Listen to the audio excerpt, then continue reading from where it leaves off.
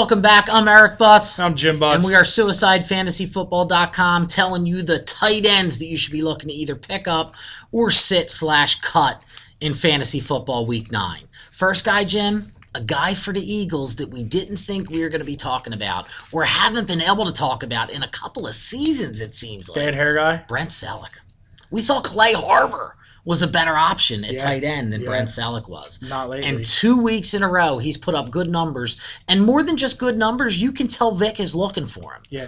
Well, what I said a long time ago, when you don't have to keep Brent Selleck in to block, when you can let him go out into the pattern, when the offensive line is actually blocking people, you're right. Then you can run him out in patterns and go. If you got to keep him in the chip, there's nothing you can do. That's when Clay Harbor goes out in the open and gets some picks. Now, another guy who's a name that's been around for a while, and you might not like him that much this week, Jim. I think Heath Miller. Without Hines Ward, Ben Roethlisberger is going to look at having that little bit of a safety blanket that he used to have in a Hines Ward that I think is going to be... And listen, if you got John Carlson or some scrub like that, maybe look at Heath Miller. But Heath Miller's never going to be the upside guy. He's always going to be the 4 catches. I'm talking, you got someone you got to put in for a week. I'm liking Heath Miller against the Ravens. And I know it sounds crazy because the Ravens do have good linebackers, but I think that Pittsburgh handles Baltimore this week.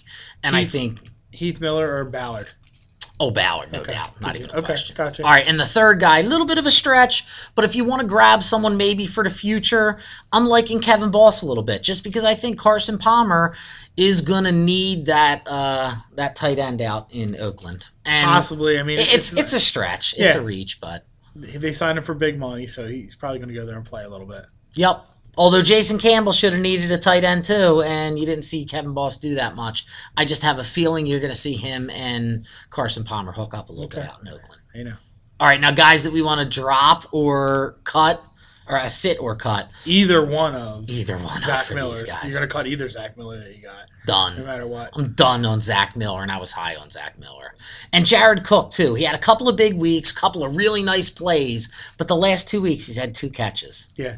And Hasselbeck, get rid of him. There's other guys out there. Definitely pick up any 3 of those guys we have over Jared Cook. That's it. Anybody I left off that you think is either an ad or a sit, Jim? No, that's about it. I mean, listen, there's a bunch of names like Anthony Fasano and Fell and all these other guys, but they're just, you're just throwing a dart against some names. There's nothing really to do. Hopefully you listened to what we said at the beginning and drafted a top 3 or 4 tight ends. You don't have to worry about all this throughout the year, and you only got to worry about one guy for 1 week on a bye week. That's it. Suicide Fantasy Football signing out for Week 9. Check out all of our videos. Subscribe to them. Each week you'll find out quarterbacks, running backs, wide receivers, and tight end, who to pick up, who to maybe sit or cut. And then check out Fantasy Football Overload Monday night, 8 o'clock to 9 o'clock on Blog Talk Radio. And hopefully you played the Second Chance Suicide Fantasy Football, sponsored by OneCrazyFan.com.